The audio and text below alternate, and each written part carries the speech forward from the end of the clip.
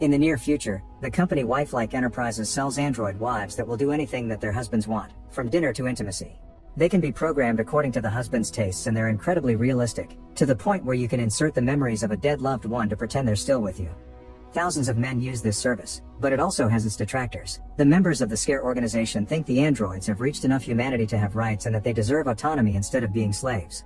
More extremist groups kidnap these androids in an attempt to free them. This is why the company now has a team of recovery agents to get them back. William is the agent with the best recovery record in the region, and that's why the company's CEO Marion comes himself to tell William that he doesn't have to worry about losing his wife because they've made him a new Meredith with all the memories of the real one. As soon as William sees the android, he can't help remembering the night he met Meredith. She had knocked on his door while collecting support for her campaign to end WIFELIKE in the name of real love instead of artificial emotions. William takes the new Meredith home, and after putting her in one of his wife's old dresses, he activates her and guides her to the process of waking up. Meredith's moves are awkward and she has to get used to simple things like walking and breathing. She also refers to herself in third person. However, William isn't worried, and he explains she only needs time to assimilate the implanted memories. Before she knows it, she'll behave so naturally human-like that nobody will be able to tell she's an android. Fortunately, Meredith remembers William, and the house feels very familiar to her. When night falls, she's ready to get frisky, but while William is quick to custom all the intimacy settings to his liking, he's still too nervous and awkward to get started. Fortunately, Meredith doesn't mind taking control of the situation and guiding her husband through a night of fun. William would want to fall asleep together for the rest of the night, but Meredith needs recharging, so she goes to sleep in another room where her charging bed awaits. In this room, she finds some of Meredith's old things, like a brush and a diary, but she doesn't dare to read it yet. When she looks out the window, she sees something weird among the garden trees, but she can't tell what it is and pays no mind. The next morning, while Meredith makes breakfast, the couple watches the news cover the latest protests. Seeing this prompts Meredith to ask William about his job, and he assures her that being an agent means working for the safety of people like her, unlike the SCARE who reprograms androids to commit terrorist attacks. After William leaves for work, Meredith goes through her old things, like clothes and makeup, to hurry the process of becoming the real thing. At the company, William and his partner Jack go over the details of the latest android abductions. They also see if there are any updates on SCARE's leader, the Ringmaster, but he continues to be a ghost impossible to find.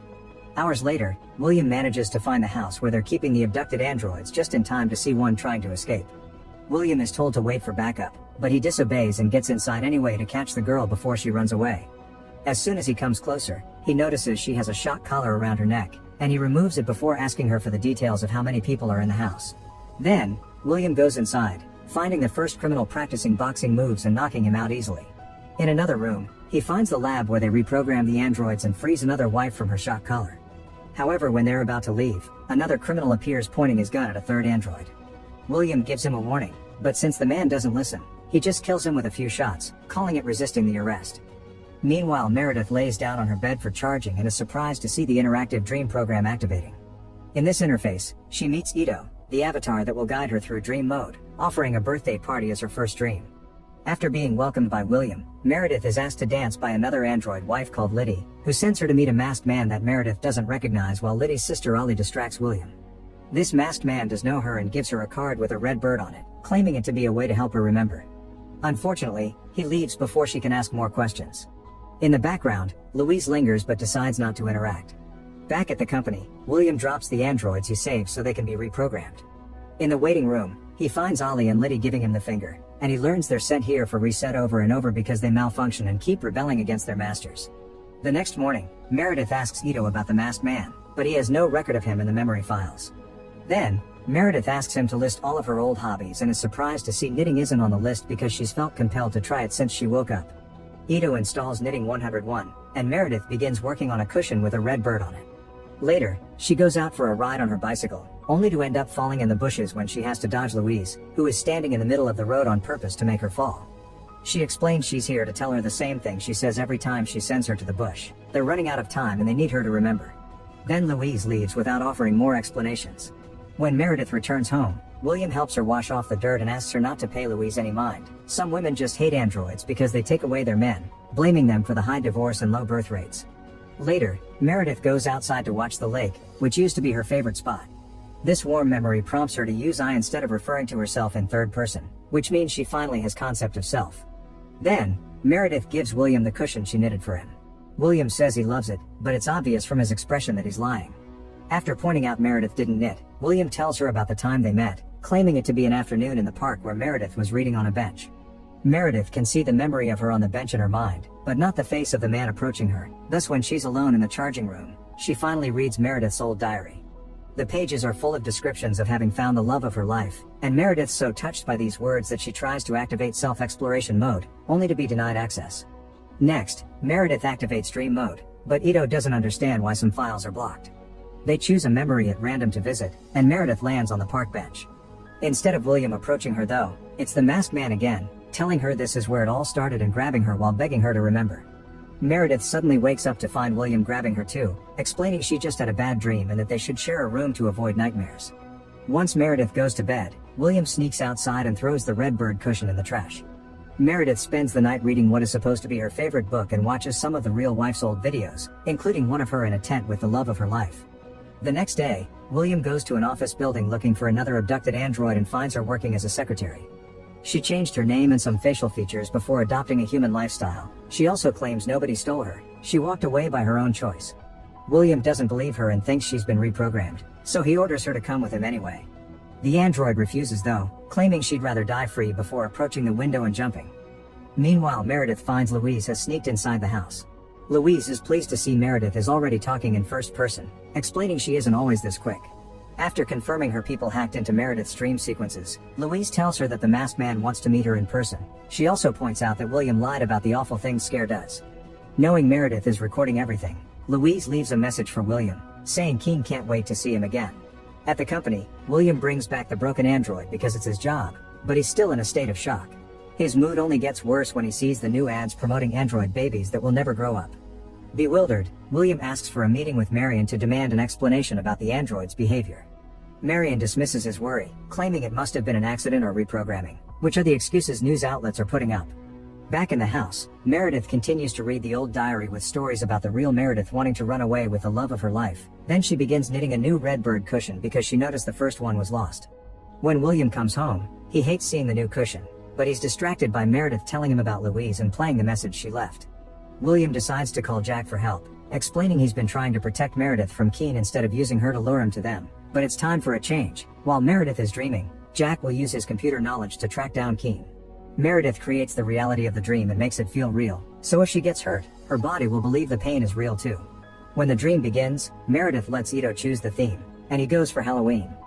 Meredith appears dressed as a skeleton at a spooky house filled with creepy mannequins. The masked man shows up and finally reveals Keen's face before showing her the address where they should meet, which is also seen by Jack and William on the screen they're using to track the dream. Meredith wakes up with questions about Keen, but William and Jack leave her in the house to jump into action. Jack takes a backup team to the location the dream transmission came from, but they only find a bunch of mannequins and a suitcase with sleeping gas. Meanwhile, William goes to the address Keen showed in the dream, yet the only thing there is another mannequin wearing the mask. Thinking this was a trap to get Meredith alone, William rushes back to his house, but the android is fine. She had heard a knock at the door, but nobody was there. They only left another diary behind with a note saying it's for William. Meredith begins asking questions again, prompting William to finally confess that in the past, Keen and Scare used Meredith for terrorist attacks. Thus he deleted those memories from her mind so she wouldn't have to suffer the pain and guilt of having killed thousands of people with a bomb. After Jack calls to report his findings, William is convinced that Keen has hacked into Meredith and is using her to watch all his moves. That's why he can never find him. He'll have to reset Meredith, but before doing that, he wants to be sent to her dreamscape to confront Keen. At first, Jack refuses to do it since engaging is against the rules because of its real-life consequences, but William promises he won't engage, he'll just talk. Moments later, Jack is connecting William and Meredith to dream mode. Meredith's battery is low already, and she gets instructions to wake up at 10%. William only gets to wake up if she does, and he'll also feel the pain of her reality. The chosen dream is the woods where Louise had pushed Meredith, and as soon as Keen shows up, so does William, who tells Meredith to run. Then, he wonders how Keen is still alive before breaking Jack's rules and starting a fight. Meredith hides in the memory of the birthday party with Ollie and Liddy, but William and Keen end up crashing there as well. Keen insists Meredith will regain her memories no matter how many times William wipes them, but before William can kill him, Meredith's battery reaches 10% and she wakes up. William is frustrated because he almost had him, but Jack is even angrier, refusing to be of help again because what just happened is incredibly illegal. After Jack leaves, Meredith expresses her wish not to have her memories erased, but William convinces her it's for the best. Meredith is sent to the company to be reset, and in the waiting room, all the androids welcome her back as if they knew her. Ollie and Liddy explain they know how to protect their memories from resets. That's why they can remember her, and this way androids can keep passing on information to each other to help the Ringmaster bring WIFELIKE down. The Ringmaster isn't a terrorist. He frees androids and helps them live a deprogrammed life. Ollie and Liddy allow themselves to be caught constantly in order to come back to this room and bring other androids into their cause. Humans can wipe out their memories, but they can't touch their dreams. All Meredith has to do is choose what she wants to remember and cut and paste a new file under dream mode. She also must record this conversation and play it while she's being reset, but when she goes home, she needs to pretend she doesn't remember to avoid William sending her back. To be reset, they must wait for the battery to run out, so Meredith uses the time to ask Ito to save all her memories under random. Once the operators take her, Meredith learns that the last time they did this, her last words were the F insult, and she repeats it now. Meanwhile, Louise breaks into Jack's apartment to leave his android wife a USB stick with very important files. The wife gives the stick to Jack as soon as he gets home, hoping he'll show her he truly is a good guy. Hours later, Meredith wakes up with tons of new memories, including something about a stalker that she can't quite understand. However, she remembers the rules, and when William takes her home, she goes through the wake-up routine as if she was truly reset. William repeats exactly all the words from last time, showing he's done this way too many times to count. Their reunion is suddenly interrupted by Jack, who has looked at the files and now knows the truth. Meredith never was William's wife and Keen is dead. William killed him, so now he only lives in Meredith's memories. That's why they can't find him. William explains he did it for love. He took the real Meredith the same way thousands of husbands take an android. Pointing out that they aren't above the law, Jack tries to arrest his partner, but William just responds by shooting him.